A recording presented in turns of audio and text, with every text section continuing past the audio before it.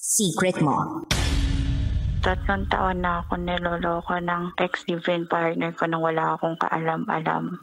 Naging okay naman yung pagsasama namin pero napabayaan ko na yung sarili ko, like nalosyang na ako, nanaba na ako.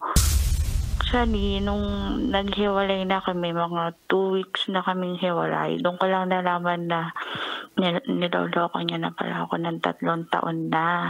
Sobrang naawa lang ako sa anak mo kasi hindi nila deserve na walang tatay. Kaya ginagawa ko lahat na hindi nila ma-feel na walang tatay.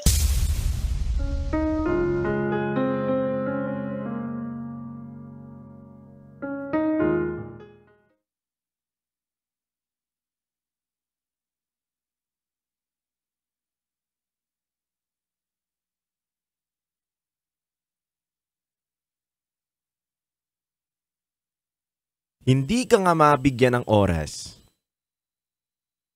Tapos gusto mo pang mahalin ka. Huwag ka nang manghingi pa ng ibang bagay na hindi niya naman kayang ibigay sa'yo. Yung simpleng oras nga lang na mag-update siya sa'yo, hindi niya kayang ibigay. Tapos aasa ka na mamahalin ka niya hanggang dulo. Magising ka na. Baka natutulog ka pa rin sa kasinungalingang pinaniniwalaan mo. Kabisyo, oras natin ngayon, it's already 9 p.m. Kasama nyo na naman ang titindig sa mga pinaglalaban ninyo. DJ Titangelo.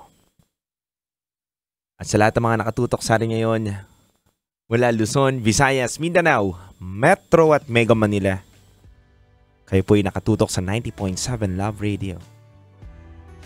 Kaya mga kabisyo, halika na sa patikim ng ating Rocky Secret Files with Titangelo.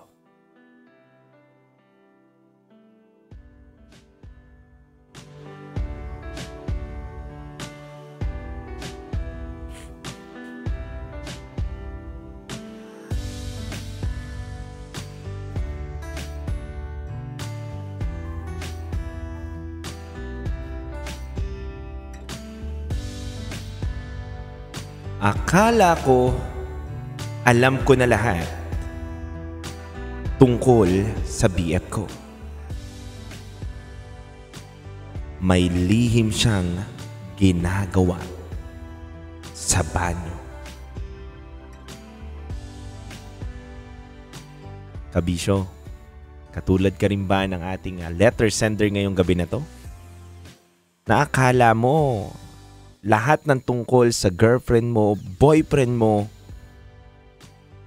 ay alam mo. Pero may lihim pala siyang ginagawa sa banyo. Ano kaya ang lihim na mabubunyag natin mamaya mga kabisyo sa ating Rocky Secret Files with Titangelo? Isa na naman ba itong nakakalungkot na kwento? Nakakanginig ng laman? O kwento nga ating tatawanan? Mga kabisyo, malalaman natin yan, ang kabuungang kwento ng ating Rocky Secret Files sa aking pagbabalik. Kasama nyo pa rin si DJ Titangelo. Muli kayo nakatutok sa 90.7 Love Radio. Kailangan pa bang i-memorize yan? Basic. Ang dugong awitin sa inyo? Simple Plan, Untitled.